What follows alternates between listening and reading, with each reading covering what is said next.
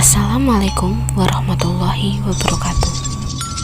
Halo yang berbahagia, selamat datang di channel Gerbang Misteri 99. Kali ini saya akan membawakan sebuah kisah tentang Sengkolo Pitu. Sebelum mulai ke ceritanya, jangan lupa tekan like dan subscribe agar channel ini makin berkembang dan bisa terus menghibur yang berbahagia semua. Seperti apa kisah dan ceritanya? Selamat mendengarkan.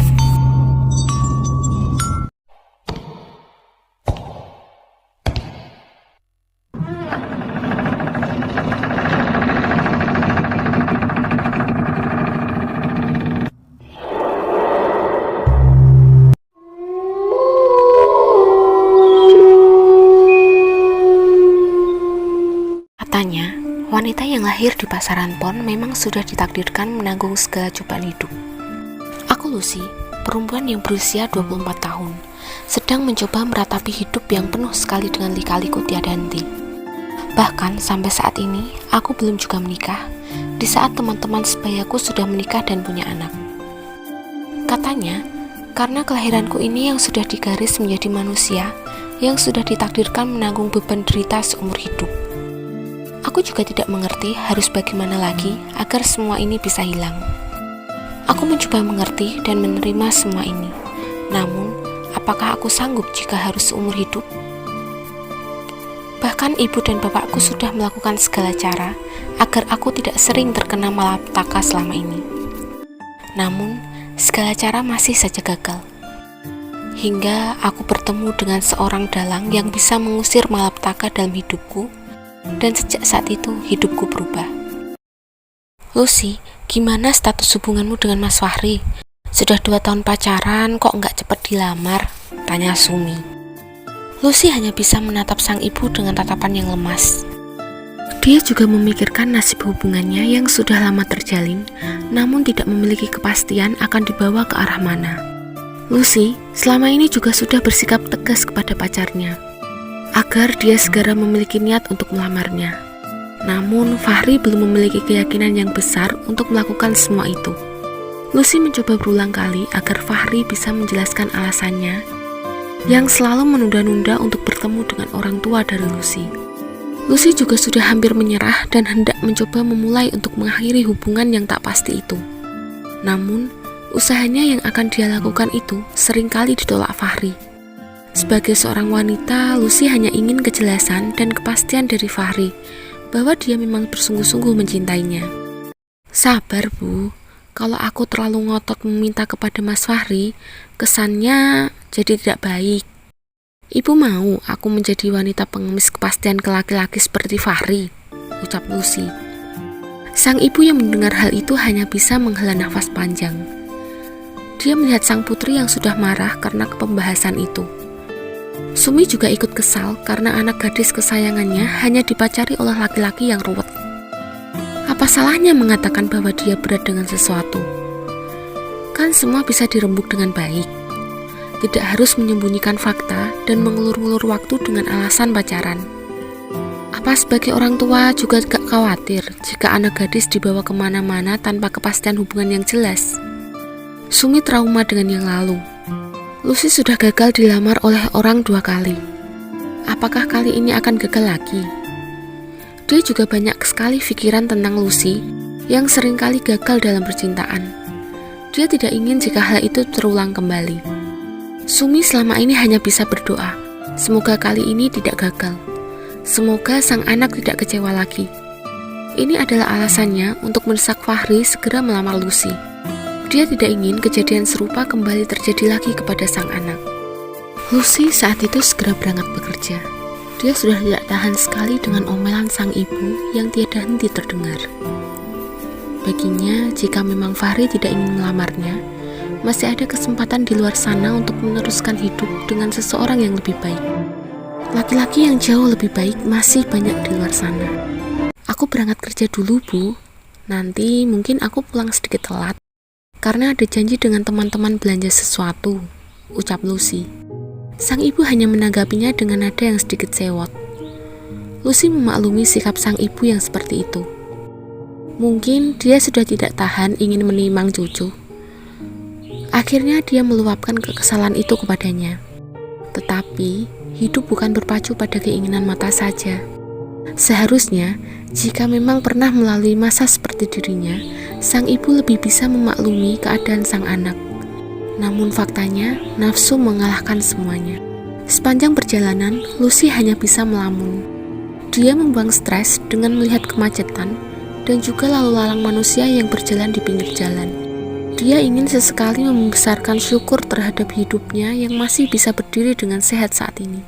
Meskipun sudah melalui ribuan sakit hati, dia masih tetap menikmati proses yang seperti ini adanya.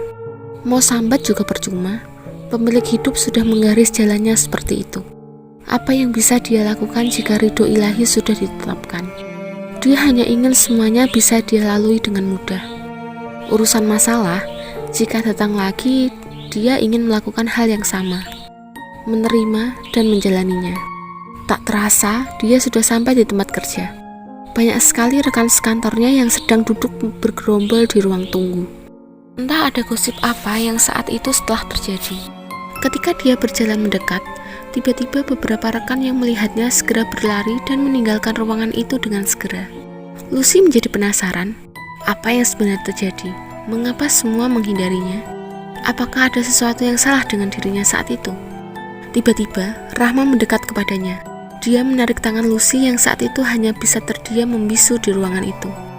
Rahma menarik tangan Lucy dengan segera. Dia membawa Lucy menjauh dari riuh rekan-rekan yang sedang memandang sinis kepada Lucy. "Lus, pagi ini heboh. Kamu sudah dengar kan?" tanya Rahma. Lucy hanya bisa menghela nafas yang panjang. Dia berdoa bahwa rekan-rekan kantornya bukan sedang menggosipkan dirinya. Dia menatap Rahma dengan serius. Dia ingin sekali meyakinkan bahwa dia benar-benar tidak mengerti dengan semua yang sedang dia katakan saat itu.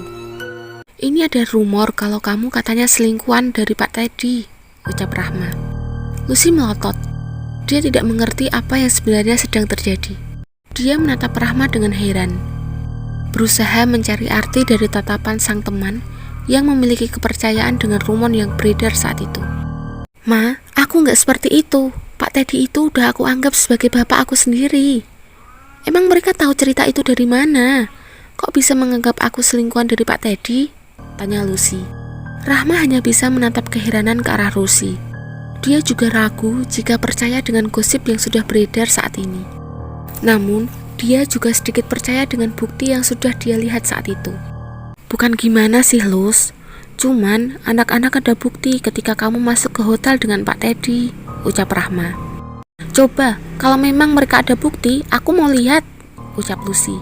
Tiba-tiba Retno yang saat itu mendengar obrolan antara Lucy dan Rahma segera mendekat. Lucy sangat tahu sekali bahwa Retno adalah musuh bebuyutan di kantor ini. Dia ingin sekali menyaingi Lucy dalam segala hal.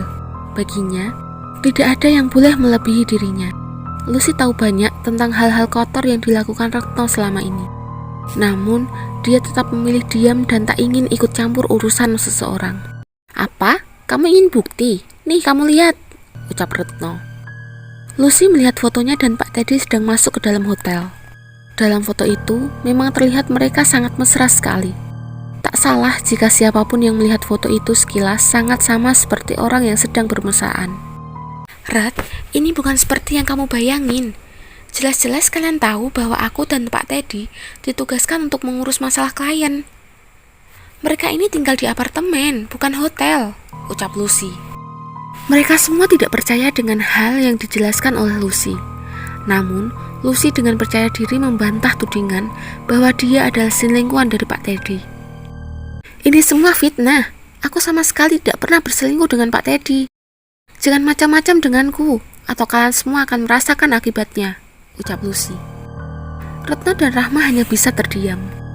Retno tertawa kecil melihat Lucy yang sudah emosi berat. Dia tidak menyangka bahwa gosip itu bisa membuat Lucy sangat naik darah.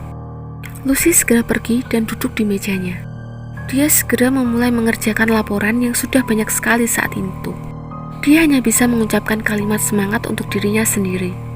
Hal itu sungguh bisa meredam amarahnya yang saat itu sudah memuncak.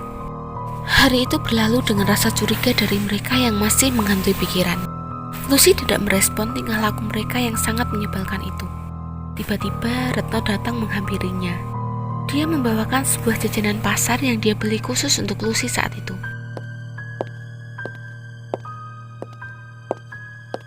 "Nih, kue buat kamu dan orang rumah. Aku membelikan semua ini khusus untukmu," ucap Retno. Lucy tidak menaruh curiga karena selama ini memang Retno bertingkah seperti itu. Meskipun tidak suka, dia selalu ramah dan suka memberi kepada siapapun di kantor. Lucy mengambil pemberian dari Retno saat itu. Dia mencoba untuk menghormati teman satu kantornya dengan membawa kue itu pulang ke rumah. Terkadang Lucy heran dengan tingkah laku Retno yang sering gonta-ganti sikap. 1 menit dia bisa bertingkah aneh, kemudian dengan sekejap dia bisa menjadi orang normal kembali. Lucy terkadang yakin kalau Retno itu seperti wanita yang kesurupan. Namun hanya orang tertentu saja yang bisa melihatnya. Hari berlalu.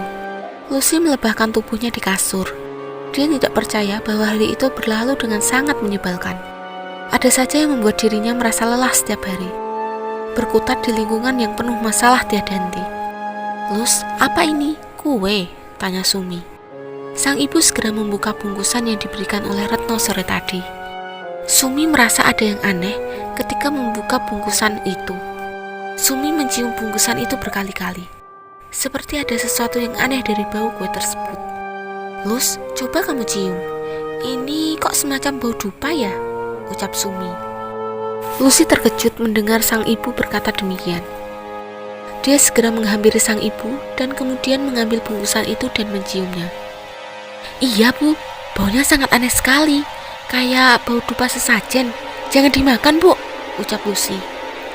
Sumi yang menyadari ada hal yang aneh itu, segera membungkus kembali makanan itu dan kemudian membuangnya ke tong sampah. Lucy takut setengah mati karena mendapat bingkisan aneh dari Retno. "Kamu kok bisa dapat kue seperti itu sih, Lus? Emang dikasih siapa?" ucap Sumi. Lucy menjawab bahwa kue tersebut diberi oleh teman sekantornya yang bernama Retno. Selama ini, Lucy berpikir bahwa ada sesuatu yang aneh terjadi setelah Retno memberikan kue kepada teman sekantornya. Lucy kemudian mengingat bahwa siapapun yang menerima kue tersebut, keesokan harinya pasti sakit, dan beberapa minggu setelah itu mereka resign dari kantor. Keesokan harinya, tiba-tiba saat Lucy sudah sampai di kantor, dia segera berlari menuju kerumunan yang saat itu berada di ruang rapat. Dia melihat ada perempuan yang sedang marah dan mencaci maki seseorang di dalam sana. Terlihat Retno yang saat itu sedang melihat dengan wajah pucat ke dalam ruangan. Lucy keheranan, sedang terjadi apa di dalam sana? "Ret, ada apa di ruang rapat?" tanya Lucy. Retno melihat Lucy dengan tatapan yang sinis. Dia seolah memperhatikan ekspresi tidak suka kepada Lucy saat itu. Sungguh wajahnya melihat tajam kepada Lucy. Lucy hanya bisa diam dan tidak menanggapi ekspresi Retno yang nampak terlihat sangat membencinya. "Kenapa? Kemarin ramah sekali, sekarang sudah kumat lagi," ucap Lucy. "Kamu kan selingkuhan Pak Teddy, kenapa mesti orang lain yang jadi korbannya?" ucap Retno. Lucy tertawa. Dia melihat lucu dengan tingkah Retno yang marah tanpa sebab. Dia sama sekali tidak paham mengapa wanita yang sedang berada di hadapannya ini selalu menuduhnya sebagai selingkuhan dari Pak Teddy. Jelas selama ini dia tahu bahwa hubungannya dengan Pak Teddy selama ini hanya sebatas rekan kerja. Lucy juga tidak mengerti mengapa dia dianggap sebagai pelaku oleh Retno saat itu. Namun, hal itu dianggap Lucy wajar terjadi di lingkungan kerja. "Oke, kalau kamu pengen berpikir bahwa aku punya hubungan terlarang dengan Pak Teddy, silahkan. Namun, jika tuduhan itu salah, maka malapetaka akan menimpa dirimu sendiri," ucap Lucy. Dia kembali ke tempat duduknya. Dia melihat siapa sebenarnya yang sedang dimarahi oleh seseorang di dalam ruangan rapat. Dia sesekali melirik ke arah ruang rapat saat fokus ke layar monitor. Beberapa menit kemudian, tiba-tiba terdapat seorang perempuan yang keluar dari ruangan itu dengan pipi yang memar. Lucy sudah berfirasat bahwa wanita itu sudah mendapat sebuah tamparan hangat karena fitnah tersebut. Ternyata itu adalah Rahma. Lucy segera berlari dan mendekati Rahma saat itu.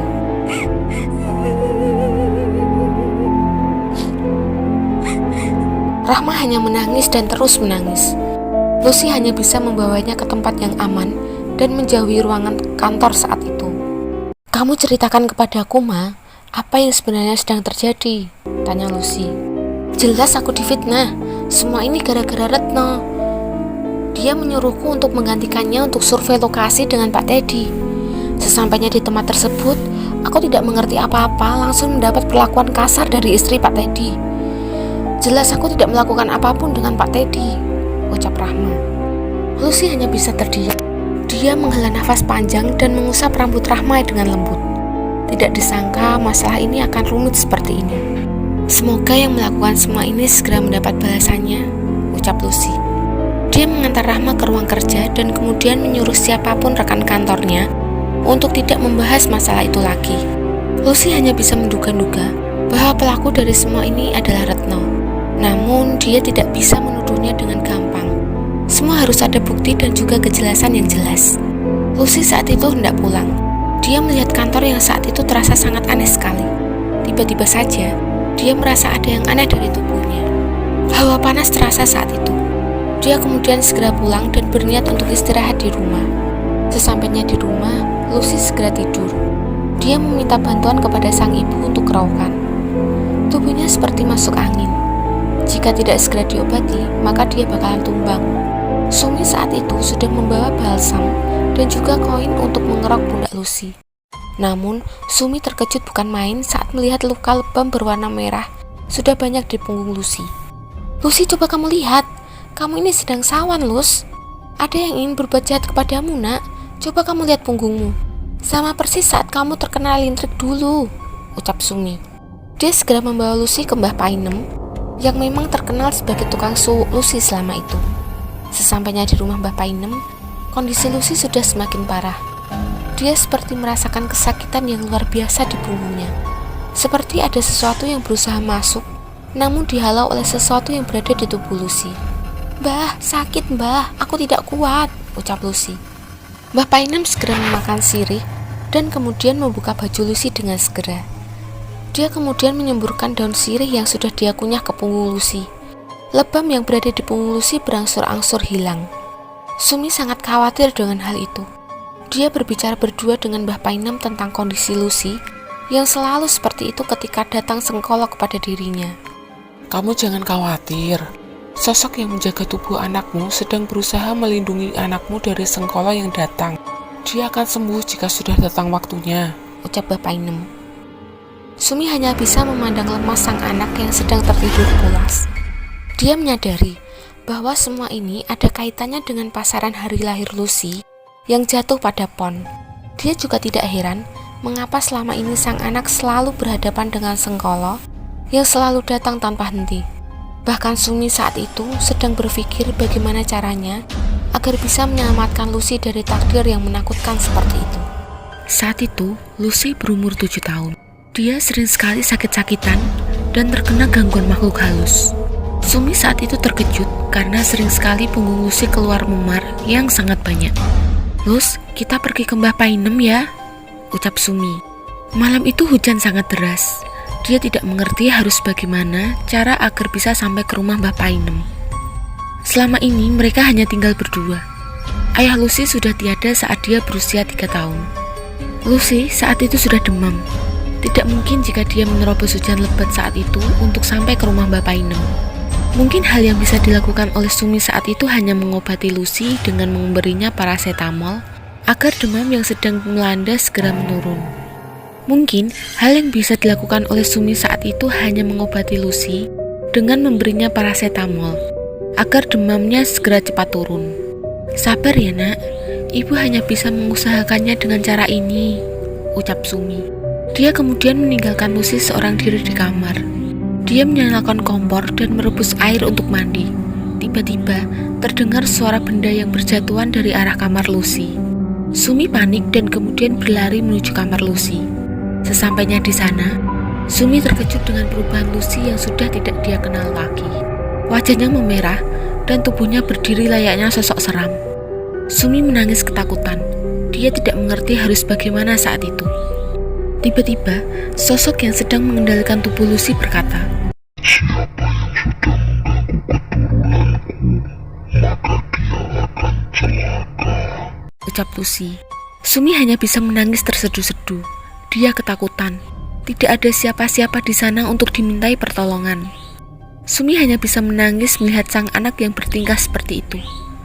Lucy menatapnya tajam. "Anakmu ada di bawah kendaliku. Ucap Lucy. Aku mohon, jangan ganggu anakku. Aku janji akan menjaganya dengan sebaik mungkin, ucap Sumi. Dengan cepat, Lucy terjatuh.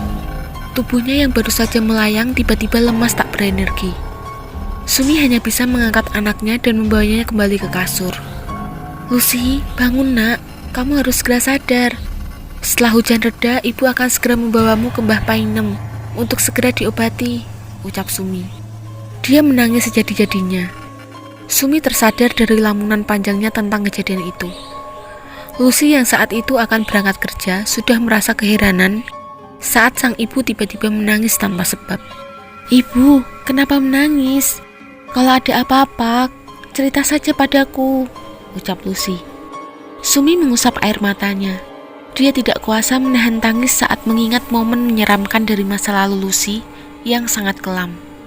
Bahkan sampai saat ini, sang anak masih saja dihantui ribuan masalah yang datang bertubi-tubi.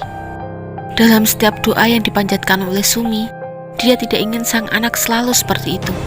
Dia ingin semua selesai dan Lucy bisa hidup bahagia selamanya. Bu? Tanya Lucy. Sumi kemudian tersenyum melihat Lucy yang saat itu sudah tidak nyaman menatapnya. Lucy mengelus pundak sang ibu agar bisa meredam emosi yang saat itu sedang dia rasakan. Ibu, aku baik-baik saja. Jangan berpikir yang aneh-aneh. Aku ikhlas melewati semua ujianku ini, ucap Lucy. Tapi ibu tak kuasa jika melihatmu seperti ini terus. Selalu menanggung sakit hati dan kecewa dalam hidupmu, Lus, ucap Sumi. Lucy hanya bisa menghela nafas. Dia tidak ingin ibunya bersedih karena alasan sepele menurutnya. Entahlah, mengapa akhir-akhir ini banyak sekali masalah yang terjadi dalam hidupnya. Bahkan, Fahri sudah beberapa pekan tidak memberi kabar kepadanya. Lucy sudah muak jika harus berurusan dengan masalah baru lagi. Dia tidak ingin menanggung apapun karena sangat lelah sekali menghadapi kenyataan yang ada. Dia segera pamit dan kemudian berangkat kerja. Terima kasih sudah mampir di channel ini. Jangan lupa bahagia dan salam air putih.